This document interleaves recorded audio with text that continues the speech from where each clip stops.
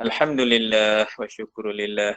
Selesai kita di majlis zikrullah. Alhamdulillah. Mudah-mudahan Allah limpahkan rahmat dan hidayahnya kepada kita dan juga kita memohon keampunan juga kepada Allah Subhanahu Wa Taala. Jadi insya-Allah kita boleh malam ni kita nak sambung lagi kuliah kita yang berkaitan dengan iman lagi. Jadi saya ulang balik sedikit malam semalam. Cuma persoalan satu saya nak tanya balik. Dah mula faham tak tentang iman ni? Macam mana dikatakan yakin? Yakin tu Yakin tu yang macam mana katakan yakin tu? Semalam saya ada bincang, apa yang kita bincangkan iaitu tentang akal tu. Kita ada akal jangan tinggal akal ni. Akal ni perlu diisi dengan ilmu, pengetahuan terlebih dahulu. Jadi ilmu apa yang kita nak isikan? Sekarang ni kita dalam proses pembelajaran ilmu tentang rukun iman yang 6 tu. Macam mana kita nak mengenal Allah Ta'ala? Bukan sekadar kenal tetapi kena beriman akan Allah Ta'ala. Itu nama dia amantu billah, beriman aku akan Allah. Mana beriman ni percaya, yakin dengan seluruh jiwa, raga, rohani, jasmani. Semua tu kena yakin. Tak boleh yakin tu sikit. Yakin sungguh-sungguh bahawasanya Allah itulah Tuhan yang kita sembah. Allah yang bersifat dengan sifat wajibul wujud. Itu Tuhan kita nak sembah. Kena yakin ni. Yakin. Jadi bila ada ilmu, kita mengaji tentang Tuhan. Contohnya kita belajar tentang sifat 20. Tentang aqaidul iman. Tentang 50 aqaid keimanan. Sampai kita faham. Bila kita faham dengan ilmu tu baru datang perasaan dalam hati untuk yakin kepada Tuhan. Bila kita kenal Tuhan tu. Sekarang ni persoalannya kita tak kenal Tuhan. Bila tak kenal Tuhan, tak ada ilmu, bagaimana kita mengatakan bahawasanya kita tu kenal Tuhan? Aku yakin, kita kata, aku yakin. Iyalah, kamu nak yakin dengan apa? Mesti ada sesuatu landasan nak letakkan keyakinan tu. Tadi kita sebut yakin tu adalah satu sifat yang datang dalam hati kita. Daripada ilmu tu tadi. Bila terhimpun ilmu tu, maka dia akan menterjemahkan dalam bentuk keyakinan dalam hati tu. Sebab yakin ni benda yang bersifat maknawiyah. Benda gaib yang kita tak nampak. Kemudian, akal tu bila mendapat suntikan ilmu untuk mengetahui dan mengenal akan asas-asas yang terkandung dalam rukun iman 6 tu, baru dia boleh faham. Kita duk belajar hafal hari-hari ni kalau boleh lah. Ya. Ni cerita kita lah kan kalau boleh. Ulang-ulang sebut tu hari-hari tu. Pas semayang ke apa sebut. Sebutlah amantu billah wa malaikatihi wa kutubihi wa rusulihi wal yaumil akhir wal qadri khairihi wa syarrihi minallahi ta'ala. Beriman aku akan Allah Subhanahu Wa Ta'ala. Beriman aku akan para malaikatnya. Beriman aku akan kitab-kitabnya. Beriman aku akan para rasul. Beriman aku akan hari yaumul qiyamah, hari-hari kiamat, hari kiamat. Dan beriman aku akan untung baik dan untung jahat itu datang daripada Allah Subhanahu Wa Ta'ala. Sikit sangat pun lepas solat tu baca gila. Ambil yang Arabik tu punya. Bukan apa, nak bagi sebut. Pegang handphone boleh. Lepas sembahyang Assalamualaikum pegang handphone. Boleh pula. Lalu ni ganti dengan baca rukun iman tu dulu. Amantu billah. Ustaz, kalau Melayu boleh tak? Boleh lah. Tapi ambil lah yang Arab tu punya sebab nak fahamkan konsep keimanan tu. Amantu billah tu. Hari tu kita dah bincang berapa jenis. Ni tentang iman ni. Dua bahagian. Pertama, iman secara ijmal. Secara ijmal. Terangkum iman tu. Terangkum dihimpun kasih. Amantu billah wa bima qala Allah Ta'ala. Yang kedua, amantu bi rasul wa bima qala rasul. Itu yang secara ijmal, secara tafsilinya, secara terperincinya, yang tadi yang 6 tadi tu. Amantu billah wa malaikati sampai habis tu.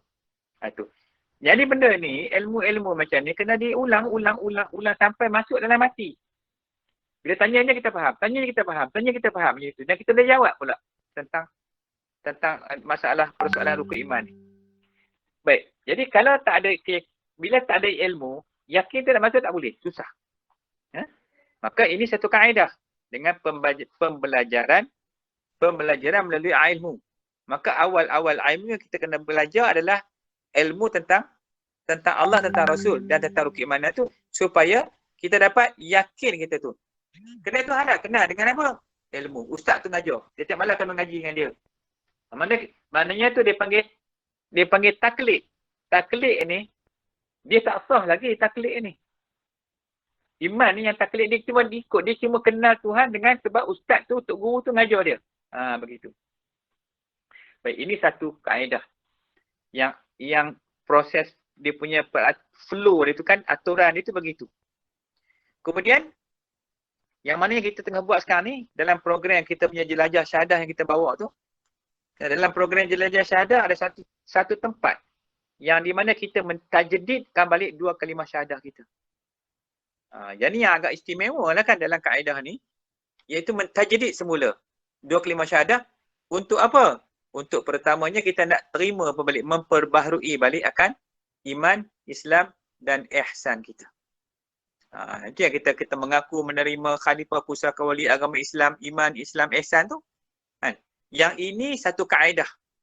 Satu kaedah lagi bagi apa? Bagi mempercepatkan lagi penerimaan keyakinan kita kepada Allah. Sebab tu kita kena terima talqin ni ataupun terima 2 kalimah syahadah ni, kena ambil daripada seorang guru mursyid. Ni cerita dia panjang lah. Dia cerita panjang. Maknanya kita kena, itu untuk mempercepatkan supaya apa? Supaya iman, Islam, ihsan tu masuk ke dalam hati dan menendang keluar akan kufur dan maksiat. Kalau tidak, kita duduk terawang-rawang lagi, tak jumpa tempat nak pegang ke mana. Dalam hati kita dah tak. Hati tu satu. Bukan boleh masuk iman, Islam, ihsan, kemudian kufur, maksiat masuk sekali. Tak boleh. Ketika adanya iman dalam hati, maka kufur kena keluar. Kalau kufur masuk, iman kena keluar. Dia salah satu je kena duduk dalam satu masa yang sama. Serentak, dua-dua tak boleh. Bila masuk iman, kufur kena keluar. Maka sebab tu dalam kaedah tasawuf, ini kaedah tasawuf, ataupun kaedah tariqat, maka dalam amalan ilmu tariqat, maka diwajibkan juga untuk menerima dulu akan bai'ah tu, supaya nak buang pada jahat tu, tidak disusah nak keluar. Maka sebab tu tariqat ni paling ditakuti oleh orang-orang kafir. Kafir musyriki sangat takut tentang ilmu tariqat. Pasal ilmu tariqat ni dia bukan orang yang cinta dunia. Orang kafir ni, Dajjal ni, dia nakkan kita orang Islam ni cinta dunia, dia nak kita hubbud dunia. So bila orang tarekat, dia bukan maksud dia kata dia tak nak dunia. Dia tak cinta dunia. Duduk atas dunia, okey, pakai writer, pakai apa semua ada, tapi tidak jatuh kasih tu kepada dunia tu. Yang ni yang orang sekular, yang orang barat, orang kafir sedang merangka satu strategi supaya macam mana nak jauhkan, nak jahanamkan umat Islam. Maka jauhkan mereka daripada agama. Maka diwujudkan sekularisme. Supaya orang jadi cinta kepada dunia, maka tinggallah agama. Jadi kita kena hidupkan balik amalan ni supaya dengan jalan tariqat, jalan-jalan kaedah kesufian ini, maka umat Islam akan dapat kembali balik kepada kekuatan yang asal tu. Kekuatan 2 kalimat syahadah tu bila masuk balik, maka insya-Allah kufur dan maksiat akan keluar daripada hati kita. Maka sebab itulah kita perlu kepada talqin 2 kalimat syahadah. Talqin ni maknanya kita diperingatkan balik, kena ambil ijazah lah maksud dia gitu. Ini persoalan dalam segi yakin. Supaya yakin tu lebih tahkid lagi, lebih kukuh lagi masuk ke dalam hati kita. Bukan senang cerita pasal yakin ni, kadang-kadang bercakap boleh. Yakin bukan benda cakap. Dia benda dalam hati. Benda dalam hati. So jadi insya-Allah semalam kita dah syahadah, malam ni insya-Allah kalau sempat kan, yang mana yang belum syahadah kita syahadah ramai-ramai malam ni sekali lagi. Bila kita mengaji macam ni, mesti ada yang bertanya, macam mana saya ni belum lagi? Tak apa, insya-Allah sekejap lagi akhir kuliah nanti kita syahadah ramai-ramai. Jadi yang mana yang ada anak kat rumah, yang ada isteri kat rumah yang belum syahadah, tak tinggi sikit handphone tu, nanti boleh sama-sama kita syahadah ramai-ramai balik, kita tajdid balik.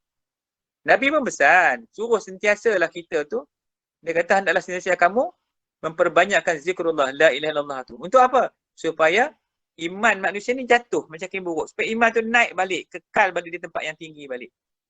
Nak perbaharu balik iman tu, kena dilazimkan dengan zikrullah la ilaha illallah tu. Dan insya-Allah sekejap lagi kita buat habis kuliah nanti kita akan sama-sama kita memperbaharui balik.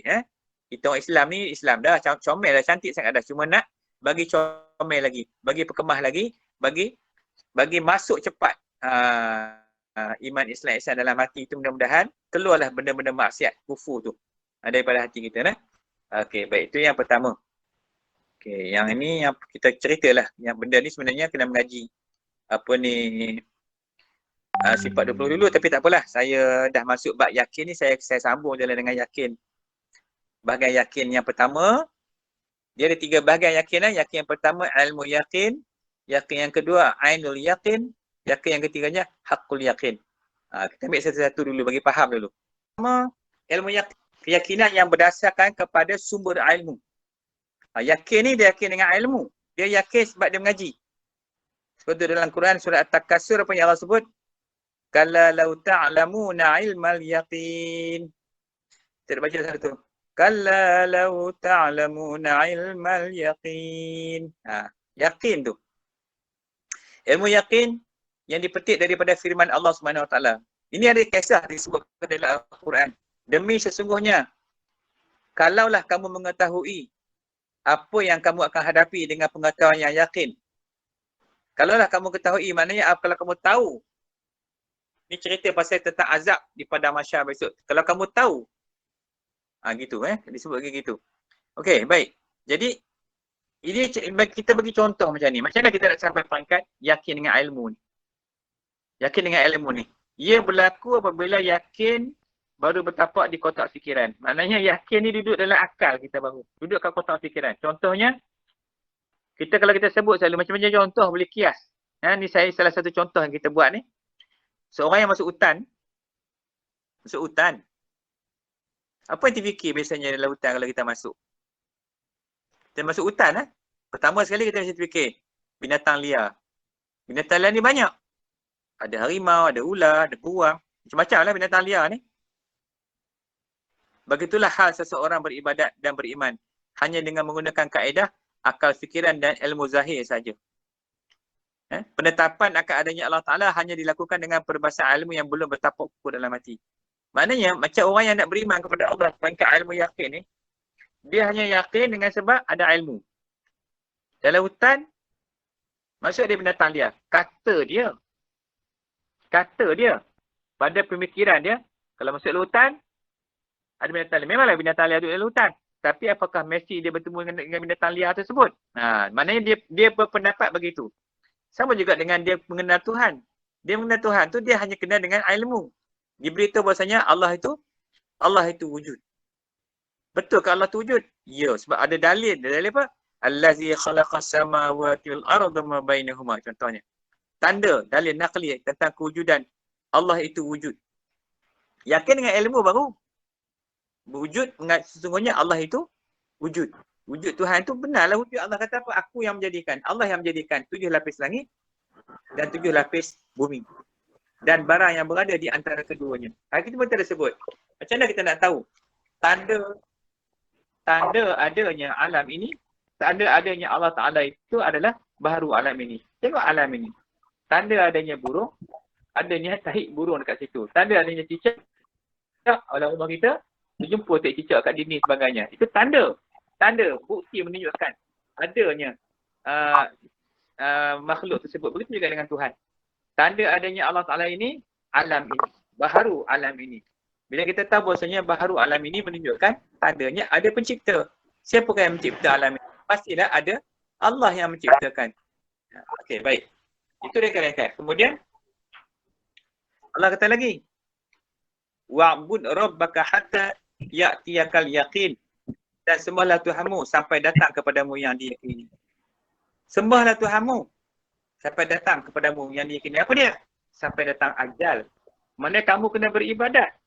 Sehingga sampai ajal datang menjemput kamu. Mana kena sampai ajal datang kepadamu yang diyakini, itu ajal lah. Kena yakin lah. Mana sebab tu kita kena buat ibadat, amalan kita, sampai dah kita dijemput kembali oleh Allah Subhanahu Wa Taala. Ini kaedah dia nak. Kaedah kita nak memahami macam mana ilmu yakin ni. Dan ilmu yakin pula adalah satu keyakinan akan keberadaan Allah Subhanahu Wa Taala berdasarkan kepada ilmu. Dipanggil yakin. Ilmu yakin ni, ilmu yakin lah. Ilmu yakin ilmu tu dia lah tu. Berdasar kepada apa? berdasar ilmu pengetahuan tentang sebab akibat atau melalui hukum dari bahasan dari ahli ilmu seperti keyakinan dan para ahli ilmu kalam. Contohnya pisau memotong. Potong tu menyebabkan luka. Akibat dia apa? Luka. Contoh begitu. So, api membakar. Gitu. Jadi kalau kita lihat lagi misalnya apa saja yang ada di alam semesta ini adalah sebagai akibat dari sebab yang telah ada sebelumnya. Jadi akibat sebelum ni benda-benda tu berlaku ada sebab dia. Sebelum tu ada sebab dia. Sebelum tu ada sebab dia. Sebelum tu ada sebab dia. Sebab apa Allah jadikan alam ini contoh?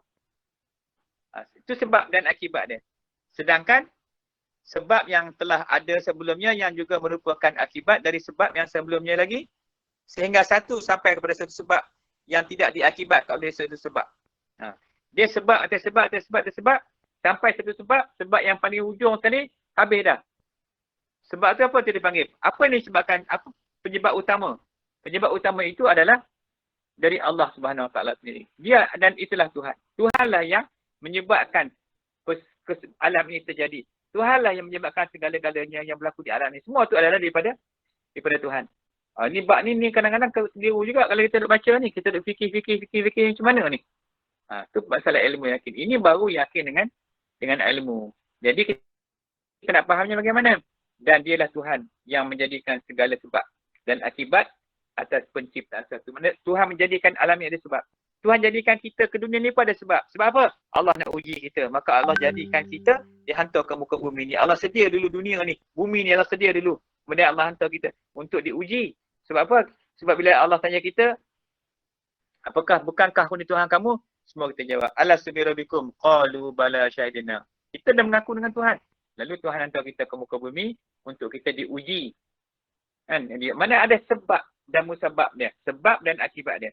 Jadi oleh itu, hukum sebab dan akibat ni ataupun hukum sebab akibat dalam Islam diyakini bahawa pada hakikatnya bukanlah sebab-sebab yang membawa kesan. Namun hasilnya timbul kerana Allah SWT menginginkannya. Jadi kita bincanglah macam mana pun, wa'imah sebab ke akibat, tetapi semua tu hanya untuk perbicaraan saja. Sedangkan hakikatnya, yang hendak benda ni berlaku adalah Allah SWT sendiri. Allah yang berkehendak ke semua tu. Cuma kita bincang dari segi dunia tu ada sebab dan akibat dari segi hukum dunia ni. Tetapi di sisi Allah Ta'ala yang menjadikan kesemua ni, kita ni hidup alam ni, hidup Allah jadikan semua tu. Allah yang menginginkan kesemua tu dijadikan. Tu balik kepada Allah Subhanahu Wa Ta'ala.